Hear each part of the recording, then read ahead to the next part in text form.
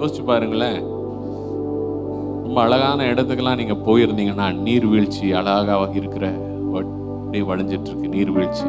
சில இடம்லாம் இருக்குல்ல, கொடைக்கானல், ஊட்டி, அங்கே இங்கே நார்த்துலலாம் போனால் இந்த இமயம் மலை, ஸ்னோ அப்படியே அழகாக இருக்கு.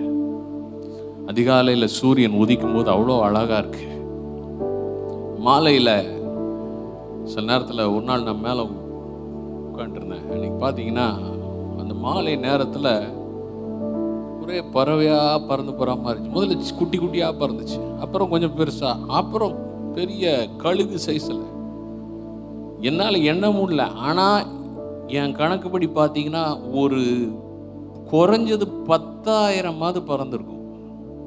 அப்புறம் தான் அது என்னன்னு பார்த்தா அது பேட்ஸ், வபால், டிஃப்ரெண்ட் கைண்ட்ஸ். அந்த சாயங்காலத்தில் அவ்வளோ எல்லாம் ஒரே திசையில் தான் போகுது. அது பார்க்கறதுக்கு வபால் ஒன்றும் அழகாக இருக்காது, ஆனால் அது போகிறது பார்த்தா ரொம்ப அழகாக இருந்துச்சு. இப்போ உலகத்தில் எவ்வளோ அழகான விஷயங்கள் இருக்கு.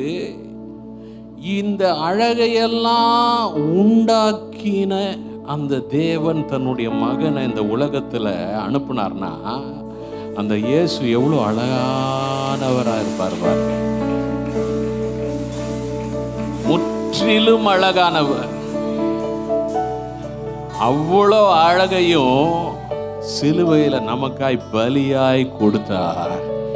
ஏனென்றால் உங்களையும் என்னையும் அழகாய் மாற்றும்படியா, நம்முடைய வாழ்க்கையை அழகுபடுத்தும்படியா, உடைஞ்சு போன சிதைஞ்சு போன நம்பிக்கை இல்லாத வாழ்க்கையை அழகுபடுத்தும்படியா